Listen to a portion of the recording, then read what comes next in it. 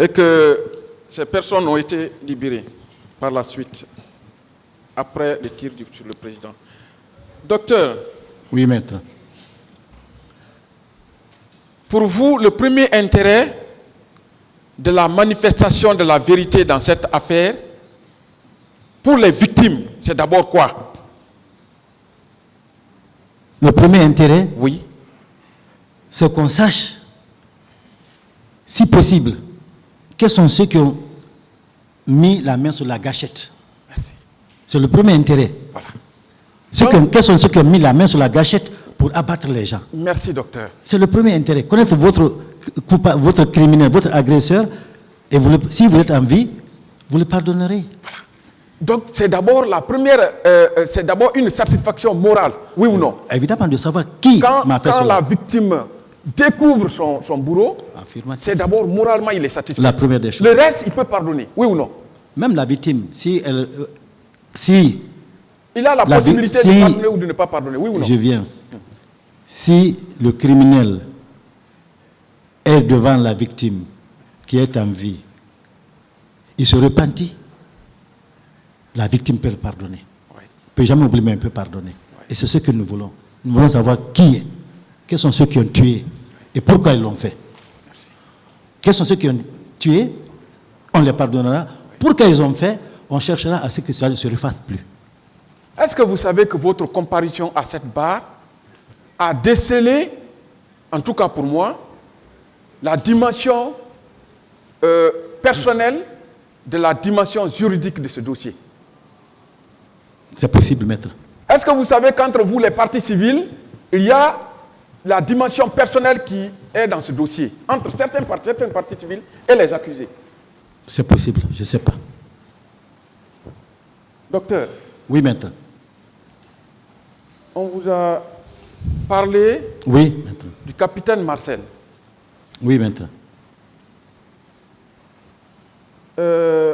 On vous a également parlé d'un arrêt. Mais est-ce que vous savez qu'en 1895, le capitaine Alfred Dreyfus a été condamné par erreur? Je le sais. Dreyfus a été condamné par erreur. Mais les temps ont évolué. Est-ce que, selon vous, à cette allure, s'il y a condamnation, ce ne sera pas par erreur de ces accusés? C'est ma dernière question. J'ai confiance en cette auguste cour. Merci, docteur.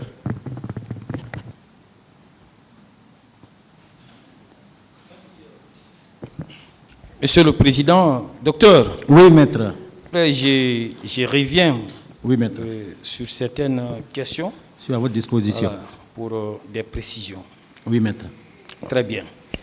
Et êtes-vous d'accord avec moi que vous comparaissiez ici pour donner votre version des faits? Affirmatif.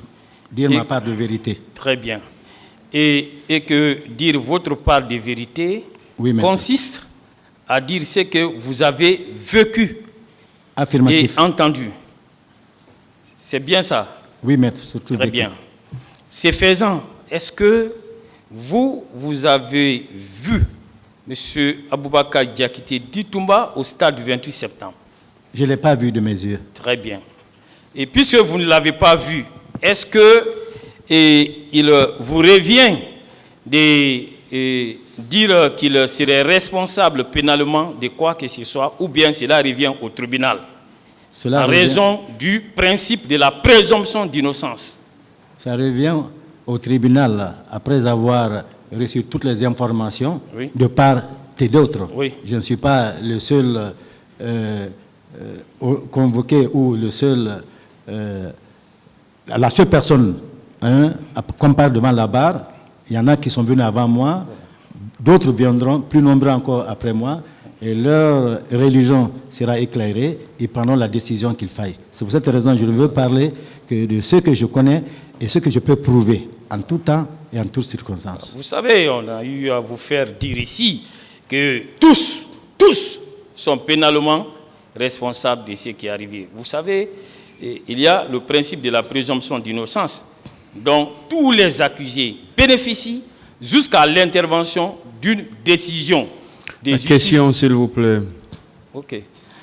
Et dans ces conditions, Oui, alors, n'est-ce pas, c'est au tribunal de retenir la responsabilité pénale de qui que ce soit dans ces procès et non vous.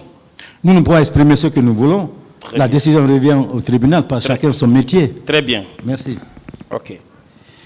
Et est-ce que vous savez que la direction centrale de la police judiciaire a eu à mener des enquêtes et ces enquêtes ont été sanctionnées par un rapport qui est versé au dossier de la procédure dont, à un moment donné, le président Dadi s'était prévalu au cours d'un point de presse.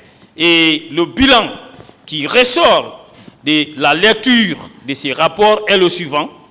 Alors, le caractère violent de la foule a entraîné 59 morts, 21 cas de vols signalés, 21 cas de 875 blessés, l'incendie de 2 commissariats de police, destruction des moyens de transport, des installations du stade, des moyens de transport des unités d'intervention de la police et autres infractions.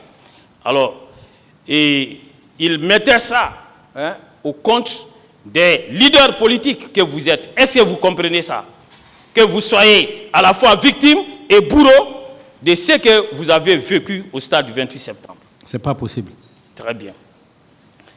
Est-ce que vous savez que dans le même rapport, la police a eu à conclure que le président Dadis a ordonné la mise en liberté de 40 personnes qui avaient été interpellées comme étant les auteurs de ces faits? Vous le savez? Je ne savais pas. Bon, je vous l'apprends. Est-ce qu'un président de la République se doit de se comporter de la sorte? Dans la manifestation de la vérité, il faut négliger aucune piste et n'épargner personne tant que les coupables ne sont pas désignés et ne sont pas traduits devant la justice. En procédant ainsi, militait-il en faveur de la manifestation de la vérité? Clairement, si c'est comme ça, non. Oui, très bien. Je continue. Et est-ce que vous savez qu'au terme des dispositions des articles 150, 155, 156 et suivants du Code de procédure pénale, on peut, en tant que victime, faire exercer ses droits par une association. Vous le savez? Si c'est possible. Très bien. Et est-ce que vous saviez que votre épouse, Madame Keita, Oui, maître. alors, elle est membre de l'AVIPA et elle est inscrite et à cette association comme telle. Oui, maître. Vous le savez, non? Oui, je sais qu'elle est. Très bien. Si vous le savez, Oui, maître. alors, et vous avez une convocation qui se trouve au dossier de la procédure. Oui, maître. Donc, j'ai toujours fait état. Oui. Alors, il s'agit bien de la convocation en date du 11 juin 2010. Oui. Cette convocation-là a été délivrée par le pool des juges d'instruction. Oui. Il est dit ceci. Madame Fatoumata Youla, Oui. alors, et commune, numéro de téléphone 62 96 01 54, Oui, à l'époque. quartier Ratoma, Oui. alors, et est invité à se présenter au cabinet du pool des juges d'instruction, Oui. 6 à la Villa 31, Cité des Nations, quartier Boulbinet, commune de Kaloum, Oui. le vendredi 18 juin 2010 à 10 h. Oui. Voilà. Et ça a été délivré à son avocat, maître à l'époque, maître Almami Traoré, avocat à la cour. Oui. Alors, question. Oui, maître. Est-ce que c'est ce pool des juges d'instruction qui a rendu l'ordonnance de renvoi qui saisit cette juridiction? Est-ce que les juges pouvaient délivrer une convocation à l'adresse de votre épouse si ces magistrats alors ne connaissaient pas déjà votre épouse comme victime dans cette affaire? Non, Cela est possible? Non, c'était pas Très bien. possible. N'est-ce pas la preuve que votre épouse est bel et bien partie à ce procès? C'est la preuve, maître. Très bien. je continue. Vous avez eu à produire des pièces, Oui, maître. parmi lesquelles vous avez le compte rendu. Et dans ce compte rendu, il est dit ceci, Madame Keita, prénom Fatoumata Youla.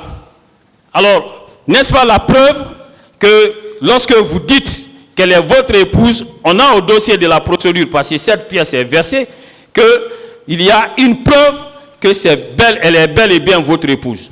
Oui, c'est mon épouse. Très bien. Est-ce qu'un leader de votre rang, Oui. avez-vous intérêt de venir dire ici, à la face du monde, que Fatoumata Youla est votre épouse, alors que ce serait le contraire? Absolument pas. Très bien.